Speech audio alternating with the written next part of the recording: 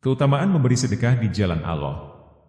Allah Subhanahu wa Ta'ala berfirman, yang artinya, perumpamaan nafkah yang dikeluarkan oleh orang-orang yang menafkahkan hartanya di jalan Allah adalah serupa dengan sebutir benih yang menumbuhkan 7 bulir. Pada tiap-tiap bulir 100 biji. Allah melipat gandakan ganjaran bagi orang yang Dia kehendaki. Dan Allah Maha Luas lagi Maha Mengetahui. Quran Surat Al-Baqarah 261.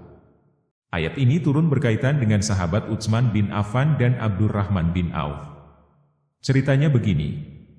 Ketika Rasulullah Shallallahu Alaihi Wasallam menganjurkan orang-orang supaya bersedekah pada saat mereka hendak berangkat perang menuju ke Tabuk, maka datanglah sahabat Abdurrahman sambil membawa uang sebanyak 4.000 dirham.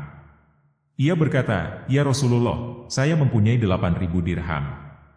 Saya tahan 4.000 untuk diriku dan keluargaku, dan saya serahkan yang 4.000 lagi untuk Tuhanku." Lantas Rasulullah Shallallahu Alaihi Wasallam menjawab, "Semoga Allah memberkatimu pada apa yang engkau tahan dan pada apa yang engkau berikan." Sedangkan sahabat Utsman bin Affan berkata, "Ya Rasulullah, saya menanggung perlengkapan orang yang tidak mempunyai perlengkapan." Maka turunlah ayat ini, Matsalul ladzina yunfikuna, Abu Laits. Al-Kalabi dan Mukatil berkata, ayat ini turun berkenaan dengan sahabat Ali bin Abi Thalib radhiyallahu an. Dia hanya memiliki uang sebanyak 4 dirham, tidak punya lainnya. Ketika turun anjuran agar bersedekah, dia bersedekah 1 dirham secara sembunyi-sembunyi dan 1 dirham secara terang-terangan. Maka turunlah ayat, Alladzina yunfikuna. Dan seterusnya. Abu Laits. Nabi Shallallahu Alaihi Wasallam bersabda yang artinya, sesungguhnya orang yang paling dekat denganku pada hari kiamat nanti ialah orang yang paling banyak membaca solawat untukku. Diriwayatkan dari Ali bin Abi Thalib radhiyallahu an. Katanya, Nabi Shallallahu Alaihi Wasallam bersabda yang artinya, tidak ada satu doa pun kecuali dihalangi oleh suatu hijab antara dia dan Allah Ta'ala, sampai orang yang membaca doa itu membaca solawat untuk Nabi Muhammad Shallallahu Alaihi Wasallam. Apabila dia telah melakukan itu, maka tembuslah hijab itu dan dikabulkanlah doanya. Dan dari sahabat Anas radhiyallahu an, katanya, Nabi Shallallahu Alaihi Wasallam bersabda yang artinya, ketika Allah Ta'ala telah menciptakan bumi dan ia bergerak-gerak, dia lalu menciptakan gunung-gunung, lantas meletakkannya di atas bumi itu. Maka bumi itu pun menjadi tenang. Para malaikat yang menyaksikan hal itu menjadi heran, lalu mereka berkata, "Ya Rob, apakah ada di antara makhlukmu yang lebih hebat daripada gunung-gunung itu?" Allah menjawab, "Ya, besi." Lantas malaikat bertanya lagi, "Ya Rob, apakah ada di antara makhlukmu yang lebih hebat daripada besi?" "Ya." Jawab Allah, "Api." Para malaikat bertanya kembali, "Ya Rob, apakah ada di antara makhlukmu yang lebih hebat daripada api?" "Ya." Jawab Allah, "Air." Para malaikat kembali bertanya, "Ya Rob, apakah ada di antara makhlukmu yang lebih hebat daripada air?" "Ya." Jawab Allah, "Angin." Maka malaikat bertanya pula, "Ya Rob, apakah ada di antara makhlukmu yang lebih hebat daripada angin?" "Ya." Jawab Allah, "Anak Adam yang bersedekah dengan tangan kanannya dan menyembunyikannya dari tangan kirinya adalah yang lebih hebat daripada angin." Namun hal itu setelah menjaga hal-hal berikut. Pertama, hendaklah Anda menyembunyikan, merahasiakan sedekah, sesuai firman Allah Ta'ala yang artinya, "Dan jika kami menyembunyikan sedekah dan kamu berikan kepada orang-orang fakir, maka menyembunyikan itu lebih baik bagimu." Oleh karena itu, para ulama dahulu sangat berlebihan dalam menyembunyikan sedekah mereka dari pandangan orang banyak, sampai-sampai ada sebagian mereka yang mencari orang fakir yang buta supaya tidak diketahui siapa yang bersedekah. Dan sebagian lagi mengingatkan sedekahnya di baju orang fakir ketika orang itu sedang tidur. Dan yang lainnya, meletakkan sedekahnya di jalanan yang dilalui oleh orang-orang fakir, supaya mereka mengambilnya. Kedua, tidak mengungkit-ungkit dan mengeluarkan perkataan yang menyakiti hati si penerima sedekah. Hal ini didasarkan pada firman Allah Ta'ala, yang artinya, "Wahai orang-orang yang beriman, janganlah kamu menghilangkan pahala sedekahmu dengan cara mengungkit-ungkitnya atau mengeluarkan perkataan yang menyakiti perasaan si penerima, seperti orang yang menafkahkan hartanya karena ingin dipuji oleh manusia." Ketiga, hendaklah harta yang Anda sedekahkan itu merupakan harta Anda yang terbaik, sebagaimana firman Allah Ta'ala yang artinya, kamu tidak akan mencapai derajat kebaktian yang sempurna, sampai kamu menafkahkan sebagian hartamu yang kamu cintai. Agar Anda tidak termasuk ke dalam golongan orang-orang yang dikatakan Allah dalam firman-Nya. Yang artinya, dan mereka memberikan kepada Allah apa yang mereka sendiri tidak menyukainya. Oleh karena itulah, Rasulullah Shallallahu Alaihi Wasallam bersabda, yang artinya, Allah itu maha baik dan tidak menerima kecuali yang baik, yakni yang halal. Seperti yang dikatakan oleh Sufyan Ats-Tsauri, orang yang menafkahkan barang haram dalam berbuat taat kepada Allah adalah ibarat orang yang mencuci kain dengan kencing. Padahal kain itu tidak akan suci selain dengan air yang suci. Begitu pula dosa tidak akan disucikan kecuali dengan barang yang halal. Keempat, hendaklah Anda memberikan sedekah itu dengan wajah yang menyenangkan, ceria, dan berseri-seri, tidak seperti orang yang terpaksa. Hal mana disebutkan Allah dalam firman-Nya.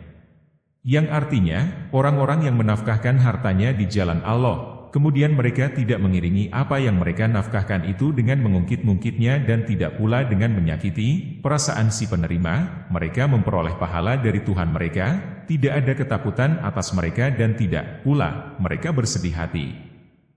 Karenanya, Rasulullah Shallallahu Alaihi Wasallam bersabda, yang artinya, 1 dirham mengungguli 100.000 dirham. Maksudnya, uang 1 dirham dari harta yang halal dan dengan wajah berseri-seri ketika memberikannya, adalah lebih baik daripada uang 100.000 dirham yang diberikan dengan terpaksa. Kelima, hendaklah Anda cermat dalam memilih orang yang akan Anda beri sedekah itu. Berikanlah ia kepada orang alim yang bertakwa, yang dapat menggunakan sedekah itu untuk berbuat taat dan takwa kepada Allah Ta'ala. Atau, kepada orang saleh yang fakir. Firman Allah, yang artinya, sesungguhnya sedekah-sedekah, zakat-zakat, itu hanyalah untuk orang-orang fakir dan orang-orang miskin, dan seterusnya. Dan diriwayatkan dari Nabi Shallallahu Alaihi Wasallam, bahwa beliau bersabda, yang artinya, apabila sedekah itu telah keluar dari tangan pemberinya, maka ia berbicara dengan 5 perkara. Pertama, dahulu aku kecil, lalu engkau besarkan aku. Kedua, dahulu, engkau yang menjaga aku, dan sekarang akulah yang menjagamu. Ketiga, dahulu aku adalah musuh, lalu engkau jadikan aku kekasih. Keempat, dahulu aku merupakan barang yang fana, lalu engkau jadikan aku kekal. Kelima, dahulu aku sedikit, lalu engkau jadikan aku banyak. Sebagaimana firman Allah, yang artinya, barang siapa membawa amal 1 kebaikan, maka baginya pahala 10 kali lipatnya. Rasulullah Shallallahu Alaihi Wasallam bersabda, yang artinya, tidaklah seseorang muslim memberi makan saudaranya sampai ia kenyang, dan memberi minum sampai ia puas, melainkan Allah akan menjauhkannya dari api neraka, dan menjadikan antara dia dan neraka itu 7 jurang, yang antara tiap-tiap 2 jurang itu jauhnya seperti jarak perjalanan 500 tahun. Dan neraka jahanam berteriak, oh Tuhanku, izinkanlah saya bersujud sebagai pernyataan syukurku kepadamu. Saya benar-benar menginginkan agar engkau membebaskan seseorang dari umat Muhammad dari azabku. Karena saya merasa malu kepada Muhammad untuk menyiksa orang yang bersedekah di antara umatnya. Padahal saya harus taat kepadamu. Kemudian Allah Ta'ala memerintahkan supaya masuk surga orang yang bersedekah dengan sepotong roti atau segenggam kurma. Dikisahkan, dahulu, bangsa Bani Israel pernah mengalami musim paceklik yang dahsyat beberapa tahun berturut-turut. Dan ada seorang perempuan yang hanya memiliki sekerat roti. Pada saat ia hendak menyantap roti itu, sekonyong-konyong datang seorang pengemis di depan pintu rumahnya seraya berseru, demi Allah, berilah saya sesuap makanan. Maka perempuan itu mengeluarkan kembali roti yang sudah dimasukkannya ke mulutnya, lalu diberikannya kepada pengemis itu. Kemudian ia keluar bersama anaknya yang masih kecil ke gurun untuk mencari kayu bakar. Lantas datang seekor serigala menerkam anak kecil itu dan menyeretnya pergi. Ketika si ibu mendengar suara jeritan anaknya, maka ia pun pergi menyusul sambil mengikuti jejak kaki sang serigala. Maka Allah mengutus malaikat Jibril. Lalu anak kecil itu dikeluarkannya dari mulut serigala tersebut. Kemudian diserahkannya kembali anak itu kepada ibunya seraya berkata, hai hamba Allah, relakah engkau sesuap dibayar dengan sesuap? Demikian disebutkan dalam kitab tafsir Al-Hanafi. Dikisahkan pula, bahwa Aisyah radhiyallahu an berkata, ada seorang perempuan datang menemui Nabi Shallallahu Alaihi Wasallam, sedang tangan kanannya lumpuh. Perempuan itu lalu berkata kepada beliau, "Ya Nabi Allah, mohonkanlah kepada Allah supaya Dia menyembuhkan tanganku." Nabi Shallallahu Alaihi Wasallam bertanya, "Apa yang menyebabkan tanganmu lumpuh?" Perempuan itu menjawab, "Saya bermimpi seakan-akan kiamat telah bangkit. Neraka telah dinyalakan dan surga telah didekatkan. Tiba-tiba saya melihat ibuku berada di dalam neraka jahanam. Tangannya yang satu memegang sepotong lemak, sedangkan tangannya yang lain memegang sepotong kain yang kecil. Dengan kedua benda itu ia melindungi dirinya dari api. Lantas saya bertanya, kenapa saya lihat ibu berada di jurang neraka ini? Padahal ibu adalah seorang perempuan yang taat kepada Tuhan, dan suami ibu pun meridhoi ibu." Ibuku menjawab, "Hai putriku, semasa di dunia dahulu, saya adalah seorang perempuan yang kikir. Dan ini adalah tempat orang-orang yang kikir." Saya bertanya pula kepadanya, "Dan apakah lemak dan kain ini yang berada di tanganmu?" Ibu menjawab, "Kedua benda ini merupakan satu-satunya yang pernah saya sedekahkan di dunia. Saya tidak pernah bersedekah seumur hidupku selain dengan keduanya." Lalu saya bertanya, "Di manakah Bapak?" Ibu menjawab, "Dia adalah laki-laki yang dermawan, dan sekarang dia berada di tempat orang-orang yang dermawan." Kemudian saya mendatangi surga, ternyata ayah sedang berdiri di dekat telaga Baginda, sedang memberi minum kepada orang-orang, "Ya Rasulullah." Maka saya bertanya, "Wahai ayahku, ibuku adalah istrimu yang taat kepada Tuhannya dan ayah pun ridho kepadanya. Dia sekarang berada di dalam neraka jahanam, terbakar, sedangkan ayah memberi minum kepada orang-orang dari telaga Nabi Shallallahu Alaihi Wasallam. Tolong berilah ia seteguk dari telaga ini." Ayah menjawab, "Wahai putriku, Allah telah mengharamkan telaga Nabi Shallallahu Alaihi Wasallam atas orang-orang yang kikir dan orang-orang durhaka." Kemudian saya mengambil segelas air dari telaga itu tanpa izin ayahku, lalu saya berikan kepada ibuku yang kehausan.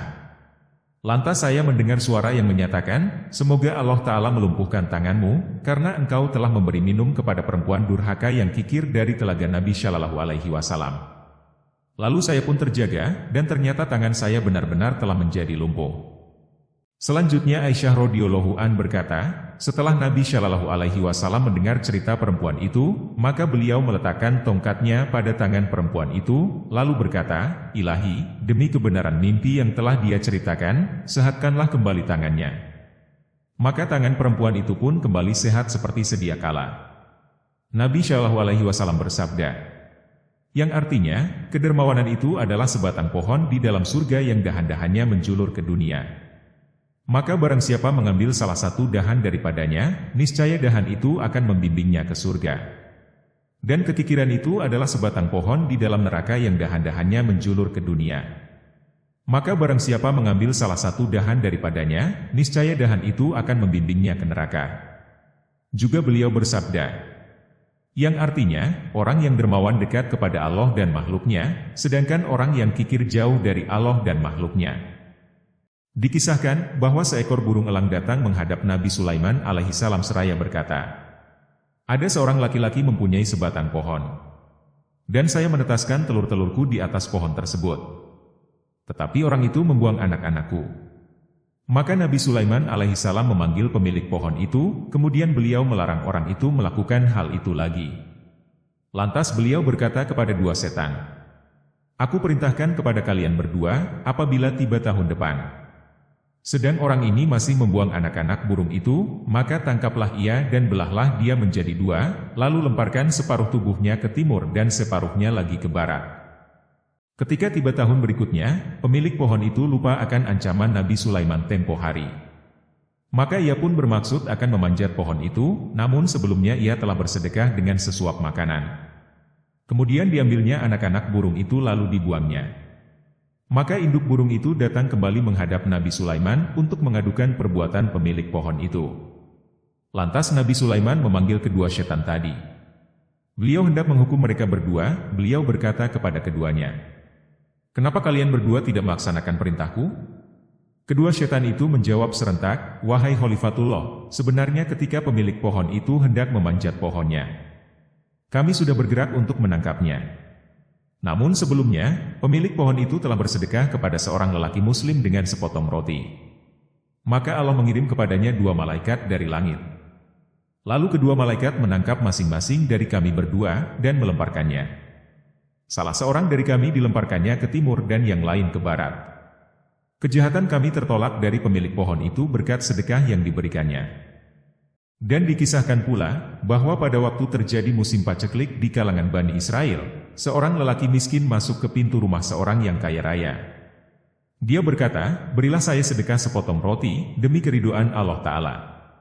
Lantas anak perempuan orang kaya itu mengeluarkan sepotong roti yang hangat lalu diberikannya kepada orang miskin tersebut. Kemudian ayahnya datang, maka dipenggalnya tangan putrinya itu. Maka Allah pun mengubah nasib laki-laki kaya itu, melenyapkan hartanya, sehingga ia menjadi melarat dan akhirnya mati dalam keadaan hina. Sedangkan putrinya berkeliling di antara pintu-pintu rumah sambil meminta-minta. Padahal ia adalah seorang perempuan yang cantik. Pada suatu hari, sang putri mendatangi pintu rumah seorang laki-laki yang kaya raya. Lalu keluarlah ibu dari laki-laki kaya itu. Si ibu memperhatikan peminta-minta itu, terutama pada kecantikannya, lalu dipersilakannya masuk ke dalam rumahnya, dan dimintanya bersedia kawin dengan anaknya. Setelah perempuan itu dikawinkan dengan anak laki-lakinya, maka ibu itu lalu menghiasinya dan menyuguhkan hidangan makan malam bersama suaminya. Sang putri mengeluarkan tangan kirinya untuk mengambil makanan, namun suaminya menegurnya seraya berkata, "Saya pernah mendengar bahwa orang miskin itu kurang kesopanannya. Keluarkanlah tanganmu yang kanan." Namun, anak perempuan itu tetap mengeluarkan tangan kirinya, sampai suaminya menegurnya berkali-kali. Kemudian terdengar suara bisikan dari sudut rumah berkata, "Keluarkanlah olehmu tangan kananmu, hai hamba Allah, sesungguhnya engkau pernah memberi sepotong roti demi keridhaan kami, maka sekarang kami pasti akan mengembalikan tanganmu." Akhirnya, sang putri mengeluarkan tangan kanannya yang telah utuh kembali seperti sedia kala, berkat kekuasaan Allah Ta'ala. Kemudian dia pun makan bersama-sama suaminya. Dan Nabi Shallallahu Alaihi Wasallam bersabda, yang artinya, amal yang paling utama di muka bumi ini ada 3. 1. Menuntut ilmu. 2. Berjuang di jalan Allah. 3. Mencari rezeki yang halal. Orang yang menuntut ilmu itu adalah kekasih Allah Ta'ala, orang yang berjihad itu wali Allah, dan orang yang mencari rezeki yang halal itu adalah orang yang mulia di sisi Allah. Sungguh benarlah apa yang disabdakan oleh baginda Rasulullah Shallallahu Alaihi Wasallam itu. Dan sabda Nabi Shallallahu Alaihi Wasallam dalam hadis lainnya, yang artinya, jagalah dirimu dari api neraka, yakni buatlah di antara kamu dan neraka itu sebuah perlindungan, atau hijab dari sedekah, sekalipun dengan separuh kurma, yakni sebelahnya atau setengahnya. Karena yang separuh itu pun dapat mempertahankan hidup, khususnya bagi anak kecil. Maka jangan sekali-kali orang yang bersedekah meremehkan hal itu. Imam Bukhari dan Imam Muslim sepakat atas riwayat hadis ini yaitu dari Adi bin Hatim. Demikian disebutkan dalam kitab Al-Jami'u Asy-Syaghir.